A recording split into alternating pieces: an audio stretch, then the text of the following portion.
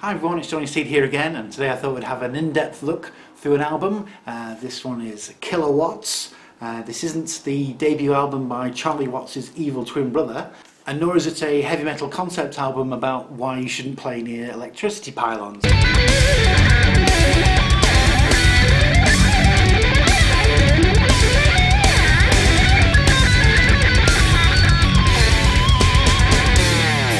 So this is a compilation of heavy metal bands on the Epic label. It's a double album, but it's not a gatefold. They've just rammed the two discs into the one sleeve. I picked this up from Fleetwood Market in the early 90s, I think, because it has on here Aerosmith and Judas Priest among the bands, and a lot of other stuff I'd never heard before. I've not listened to it in a long time until I put it on recently, and yeah, mixed bag. I'll go through each track and try and play you a little bit. Here's the inners. So we have one printed inner sleeve with information about the bands on, and one which is on plain white. The actual label, you see, Epic. So yeah, this is from 1980. It starts off with Heavy Metal's Back Again. A decade after its first power chord battalions went over the top in a sonic assault on the world's eardrums. I won't read it all. The blurb on the back was written by Brian Harrigan, who I did a little bit of research on. I think he wrote some books on various bands and may have written for a couple of magazines back in the 70s and the 80s. Right, so I'm going to put the song in the background as we talk about each track. So now, okay, so the album starts off with The World Anthem by Frank Marino and Mahogany Rush from the album World Anthem. And it's very anthemic, as you can probably hear.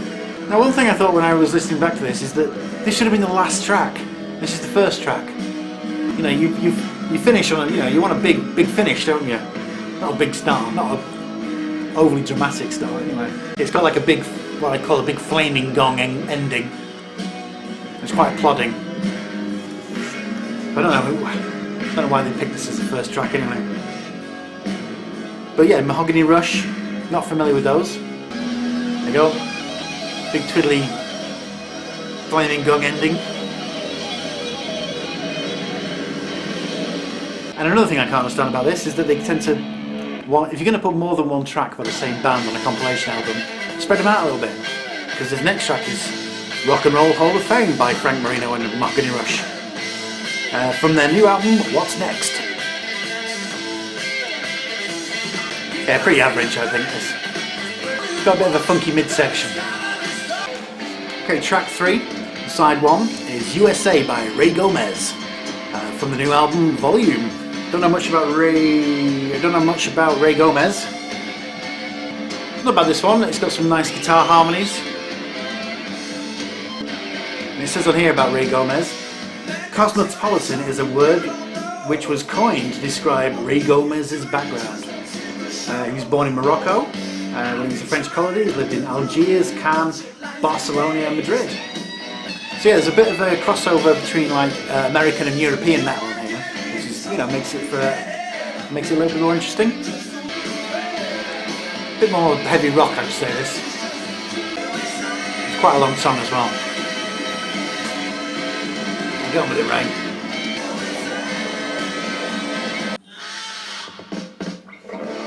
Okay, alright, track 4, Flesh and Blood by Ted Nugent. It's the first time I've ever heard of any Ted Nugent. From the new album Scream Dream. I have to admit, I think this is one of the worst songs I've ever heard. Alright, I'll let me qualify that. This riff's quite good. I don't know if you can hear it. It's just the vocals on it, I can't stand to listen to them. I mean, what was he thinking? It's like nails on a whiteboard to me.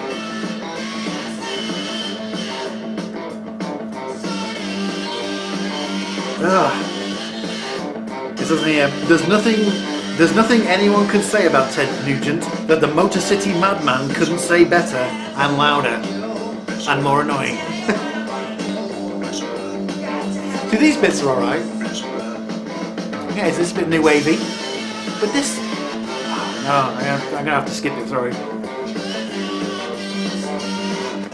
And there you go and kill some animals. and then get someone else to sing. Just play the guitar.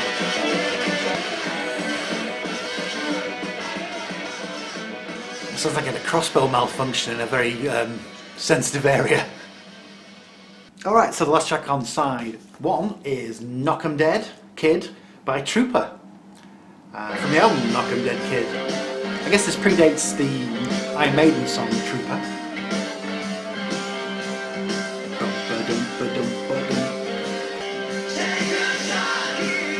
Now the sleeve here tends to have a little bio on each band on here, but Trooper don't appear on it. Maybe they ran out of space. Don't know. I don't know if there was maybe a one-time another sleeve. But maybe that was part of the deal. You can be on this compilation album, but you can't be on the actual inner sleeve. Yeah, it reminds me of Deep Purple, this. There's some sort of Hammond going on. Not bad track. Now, this is more like it, so track 1, side 2, Judas Priest, Rapid Fire. Now why don't they make this track 1, side 1? That would definitely get people's attention. This is from the classic British Steel album. One of those always different, always the same bands, aren't they, Judas Priest? I don't mean that in a bad way. I mean they do what they do really well. They're better than anyone else, really. And they've stood the test of time, I think. I've not heard it yet, but their last album, I think, that came out this year, is meant to be really good. It was on the periphery of my kind of musical taste, Judas Priest. I don't know why. Maybe it's all leather. Alright, track 2 is Godzilla by the Blue Oyster Cult from the album Some Enchanted Evening. Blue Oyster Cult, once described as a portable Altamont. That's not a good thing to be called, is it? Hope people get killed. I've always had a macabre air about them. A sort of suppressed sinistrality? Is that a word? Sinistrality. I like this one a lot, yes. Right, third track on side 2 is I Need a Little Girl Just Like You by Rick Derringer from the album Guitars and Women. Rick Derringer is not someone I'm very familiar with. Guitar player, I think, obviously. There he is there. Apparently he was playing with Johnny Winter. And it says here, incidentally, it's worth noting that on the album, Derringer performs guitar, bass and vocals himself. Clever at the same time.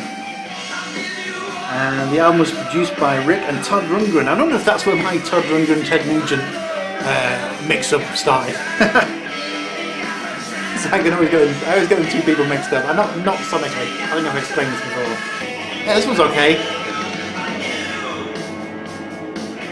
You know, I wouldn't really class this as heavy metal, but I guess, you know, in 1980 it wasn't as defined as it is now. Okay, disc 1 closes with REO Speedwagon. Back on the road again. Again, I wouldn't have classed REO Speedwagon as being heavy metal, but I guess that's later in the 80s they kind of they got a bit more sort of AOR. It says here, believe it or not, 1980 is REO Speedwagon's 10th year in the record business. I did not know that. This is a lot heavier than I imagined if it had said REO Speedwagon to me.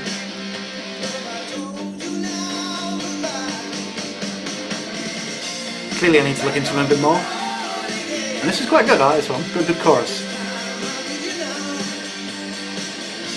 Right, disc 2 starts off with Line of Fire by Journey. Again, another band I wouldn't have classed as being heavy metal.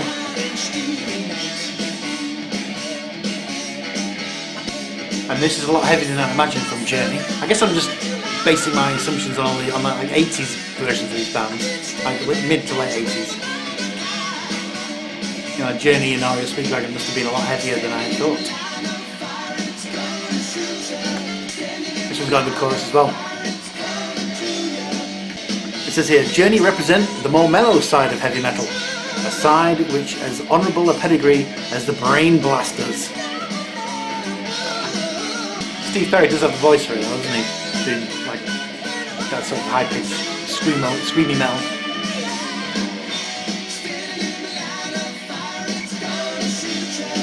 Track 2, disc 2, is Solid as a Rock by Shakin Street, a band I have not heard of. Doesn't say anything on here about them.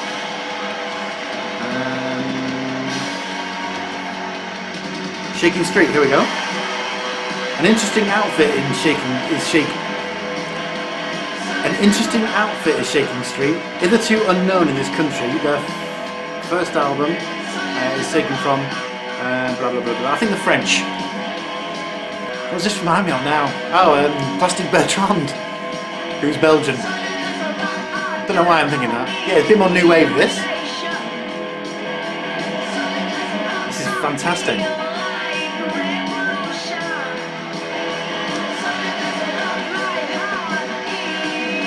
Yeah, I think these deserve to be a bit more well known. Okay, more French metal from Trust. This is the song L'Elite.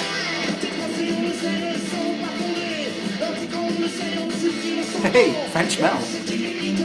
Not heard much French heavy metal before. Trust are a four-man answer to any suggestion that all of France has to offer musically is Edith Piaf and Charles Aznavour. Indeed.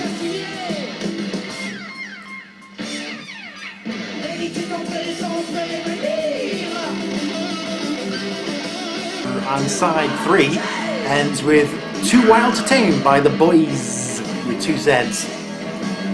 Again, another band I've never heard of. I guess they are possibly French as well. And also another band that doesn't appear on here, so I don't know anything about them. If anybody knows anything about the Boyzz, let me know. Sounds alright though. Disc 2, side 2, starts off with my favourite song on this entire compilation, Let the Music Do the Talking by the Joe Perry Project. I absolutely love this track. That's Joe Perry from Aerosmith, obviously. I didn't realise he actually left Aerosmith at some point. I thought it was like a side project. They just say he split after Aerosmith's latest LP, Night in the Ruts. And the vocals are by Ralph Morman. Yeah, big fan of this track. It's a good freak out song.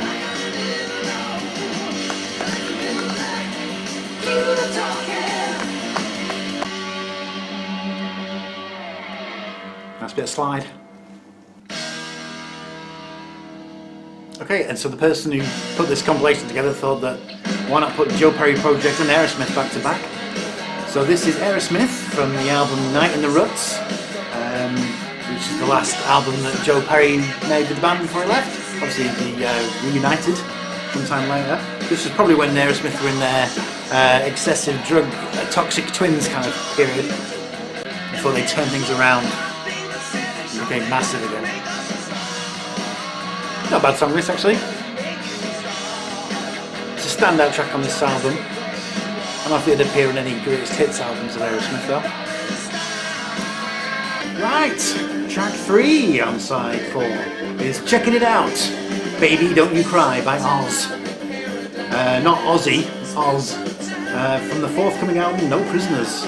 So don't know much about Oz. With 2 Z's. There we go, Oz. 12 years ago, it used to be the source of surprise that a 3-piece bands like Cream and Jimi Hendrix Experience could make so much noise. Now it's time to boggle at a 2-piece. Wow, so ours is just a 2-piece. Doesn't explain who's playing the drums though. You're not technically a 2-piece if you've got more people playing your instruments, are you? Still, this sounds alright. Yeah, not heard anything else by Oz. Okay, last track on the album. Molly Hatchet, Boogie No More, from the album Flirtin' with Disaster. I do like this track, I must admit. It's got some excellent cover art as well. Yeah, I got a bit of a soft spot for Southern Boogie. Okay, so that was my listen through and brief review of the Kilowatts double album. I probably think this you could probably whittle this down to one disc. Yeah, it's like 50-50 split between stuff that I think is good and stuff which I think is just a bit meh. But I guess what they were doing is they were promoting some of the acts, probably like some of the French bands and you know, the Boyzz and Oz, by putting them alongside, you know, more well-known bands like Aerosmith and Judas Priest and the Oyster Cult, etc. So yeah, interesting compilation. Kilowatts. Have you heard of any of these bands? Are there any of these bands on your top 10 artists of all time list? Tell me what you think, and I'll see you next time. Thank you very much for watching.